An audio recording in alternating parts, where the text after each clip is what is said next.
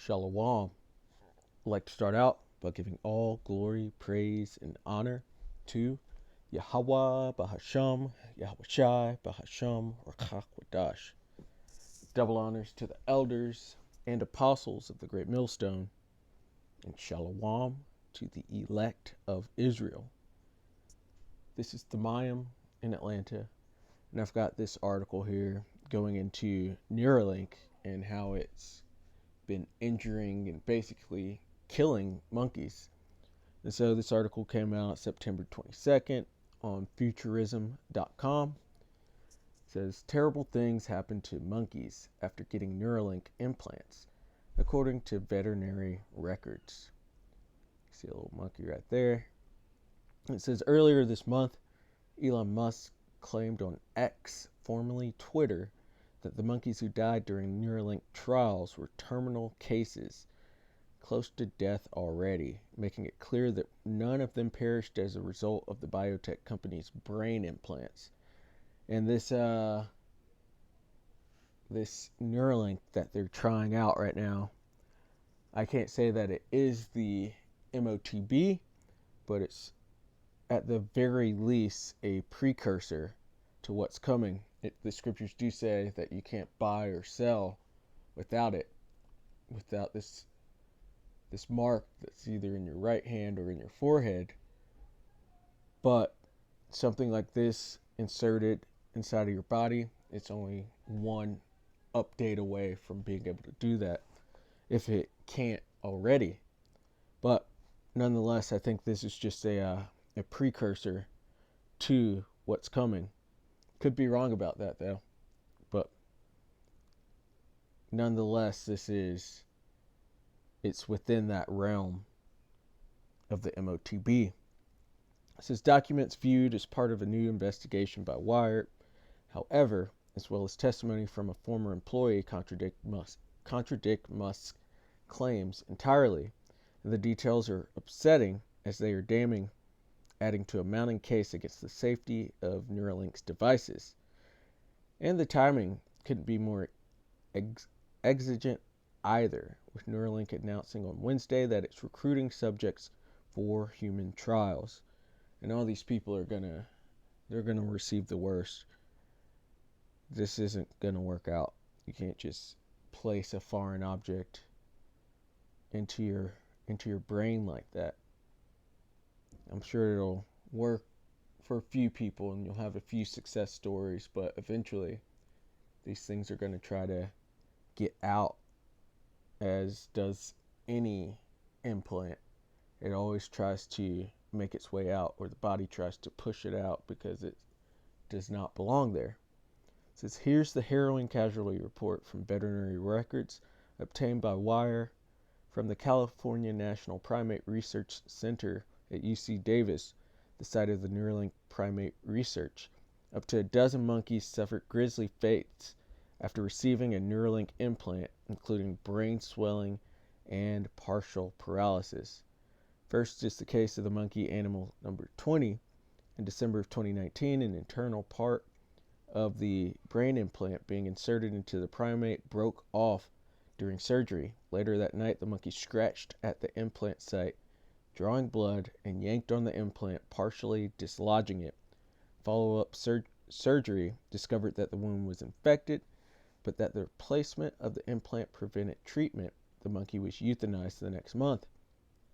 Before that, a female monkey designated Animal 15 began to press her head against the ground after receiving the brain implant. She picked at the site until it bled and eventually lost coordination. Shivering when personnel entered the room, scientists discovered she had brain bleeding, and in March of 2019, she too was euthanized. The following year, a primate animal called Animal 22 was put down in March of 2020 after its brain implant became so loose that the screws attaching it to the skull could easily be lifted out, according to a necropsy report. The failure of this implant can be considered purely mechanical and not exacerbated by infection, the necropsy states. As Wired notes, the statement alone seemingly contradicts Musk's claim that no monkeys directly died from the Neuralink brain implants, and so with the account of an ex-Neuralink employee who told Wired that Musk's claims that the monkeys were already terminally ill are ridiculous, even a straight-up fabrication. We had these monkeys for a year or so before any surgery was performed, the employee said. The testimony of an anonymous scientist conducting research at the CNPRC seems to corroborate the ex-employee's allegations. These are pretty young monkeys, they told the magazine. It's hard to imagine these monkeys, who were not adults, were terminal for some reason. And so, you can see they're having some trouble actually inserting these chips into the brains of monkeys. So, why would you think they wouldn't have trouble inserting it into a human? They're going to be able to do this for some people, but all of Esau's plans will not come into fruition, because that's a part of the prophecies. He's going to try, but he is not going to completely get there. And the bodies are going to be pushing these things out, and they're going to be developing cancers and all sorts of sores and all sorts of things from inserting these foreign objects into themselves. And when the MOTB is finally here, and if you do accept that, there's no chance that you will make it out from the shores of America alive. There's no way. That's the biggest test that's within the scriptures, and you would have failed it if you decide to get that MOTB. So, going right to the scriptures with Revelation 13 and 16. And he causeth all, both small and great, rich and poor, free and bond. And so this encompasses everyone on the planet Earth, to receive a mark in their right hand or in their foreheads. And that Neuralink is a precursor to receiving it in your forehead. It might even be it itself. And that no man might buy or sell save he that had the mark or the name of the beast or the number of his name.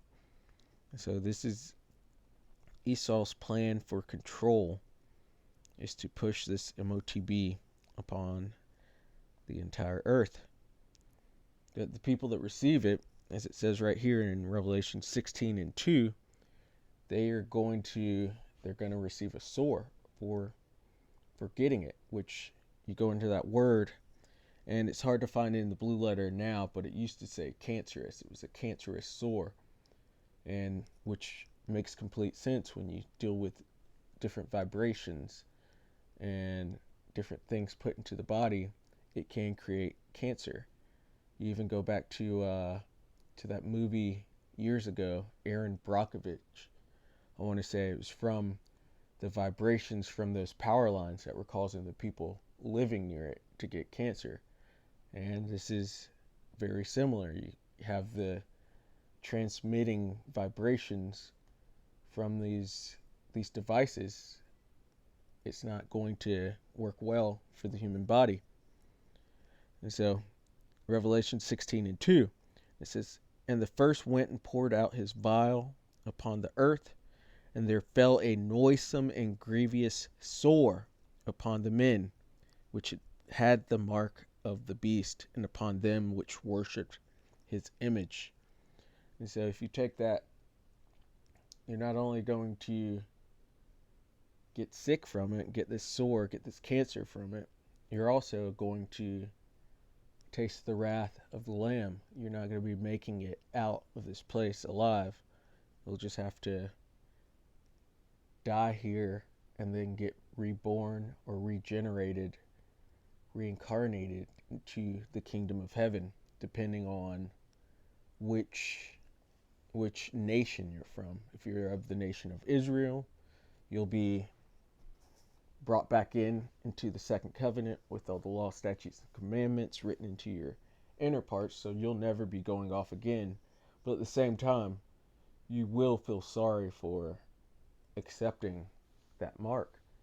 And then if you're of the other nations, you're just going to die and be brought back into slavery for that 1,000-year reign. And if you are of the nation of Edom, the ones who are pushing this mark, then you will be done away with after that 1,000-year period of brutal captivity. And so, Lord willing, that was edifying.